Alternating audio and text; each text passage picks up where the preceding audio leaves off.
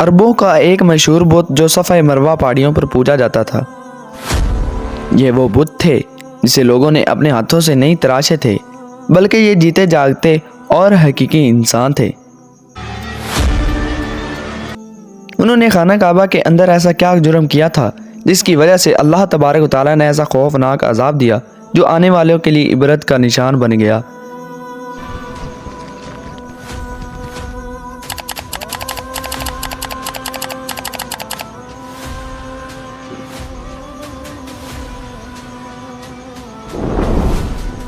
جب سے خانہ کعبہ تعمیر ہوا تب سے لے کر اب تک جس نے بھی بیت اللہ کی بے حرمتی یا بے حرمتی کرنے کی کوشش کی تو اللہ تبارک و تعالیٰ نے اس کا وہ حشر کیا کہ رہتی دنیا تک عبرت کا نشان بن کر رہ گیا، پھر چاہے وہ دنیا کا طاقتور بادشاہ اور اس کے ساتھیوں کا لشکر ہی کیوں نہ ہو۔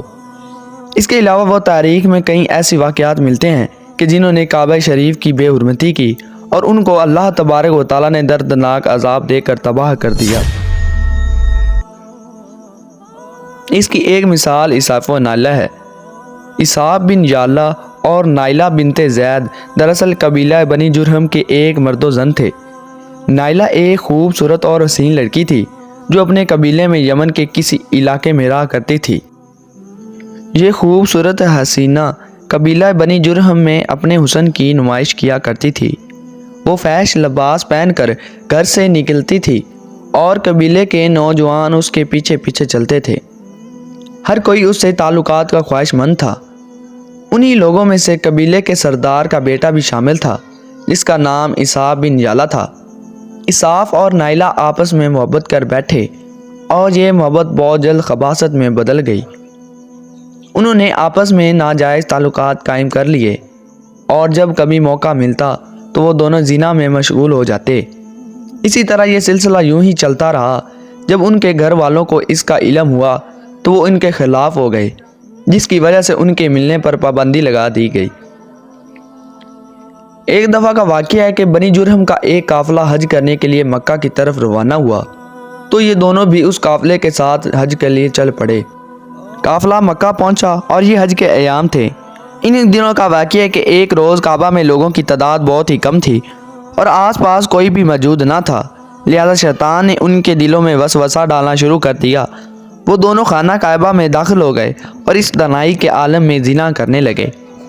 ان کی اس خباثت اور کعبہ کی بے حرمتی پر زمین اور آسمان کانپ اٹھے، سمندر کی لہریں جوش مارنے لگیں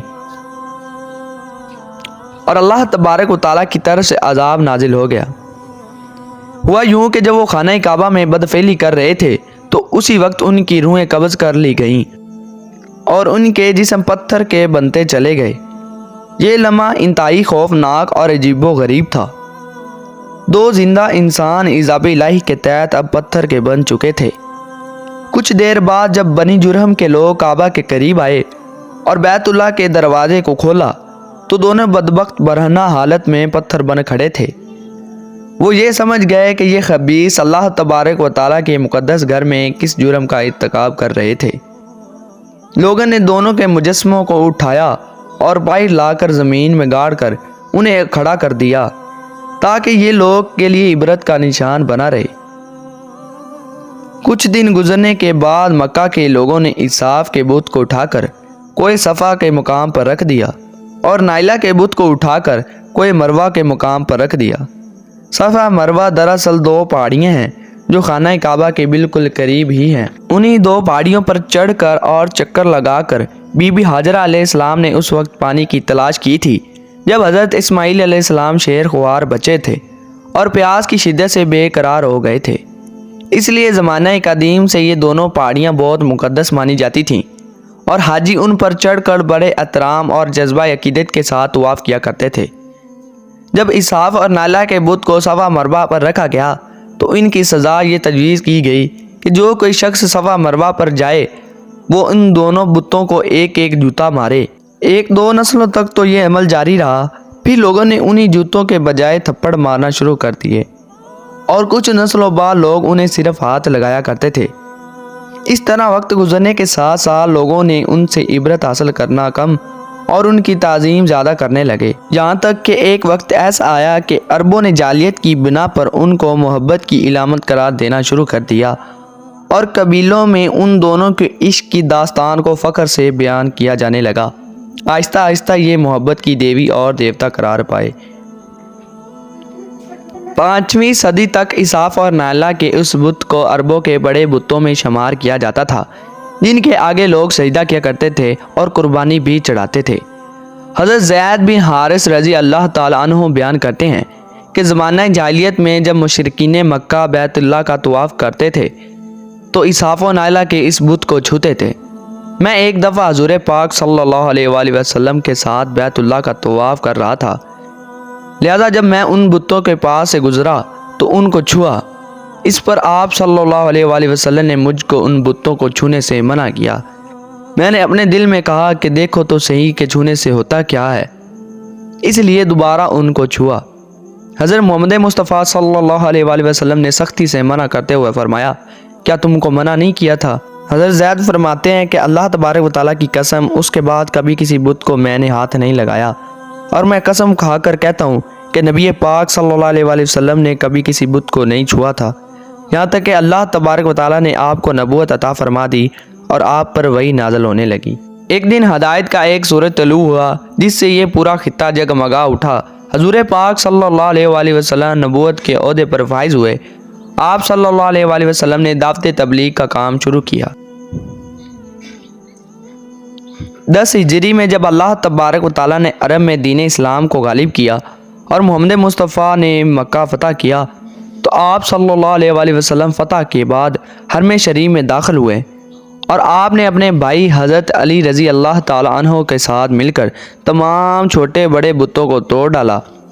آپ بت توڑتے جاتے اور یہ فرماتے جاتے کہ حق آ گیا اور باطل مٹ گیا۔ بے شک باطل نے مٹ جانا ہی تھا، یہاں تک کہ خانہ کعبہ تمام بتوں سے پاک ہو گیا۔ پھر آپ صفا مروہ پر تشریف لے گئے اور اساف و نائلہ کے اس بت کو اپنے مقدس ہاتھوں سے توڑ ڈالے۔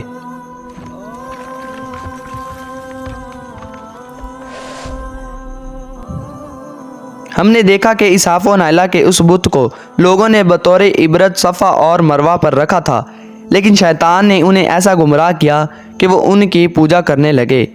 یہی نہیں بلکہ زنا جیسے بدترین جرم سے جسے کعبہ شریف کے اندر کیا گیا تھا، لوگ اس داستان کو فخر کے ساتھ بیان کرنے لگے۔ ہونا تو یہ چاہیے تھا کہ ان کے اس بدفعلی پر لعنت کی جاتی، لیکن عربوں نے اس گناہ کو داستان عشق بنا دیا اور اساف و نائلہ کو ایک رول ماڈل کے طور پر پیش کرنے لگے۔ بالکل اسی طرح آج کے اس فتنے بھرے دور میں یہی کچھ حالات نظر آتے ہیں، جہاں اگر کوئی شخص کسی طرح کا سنگین جرم کرے، لوگ اسے ہیرو کی طرح بطور نمونہ پیش کرتے ہیں۔ فریڈم، آزادی خیال کے نام پر ہر طرح کی خباثت اور برائی کو خوبصورت انداز میں پیش کر کے اس کی بھرپور تائید کی جاتی ہے۔ اللہ تبارک و تعالیٰ سے دعا ہے کہ اللہ تبارک و تعالیٰ ہمیں ہر قسم کی برائیوں اور فتنوں سے محفوظ رکھے اور شیطان کے وسوسے اور چالوں سے حفاظت فرمائے۔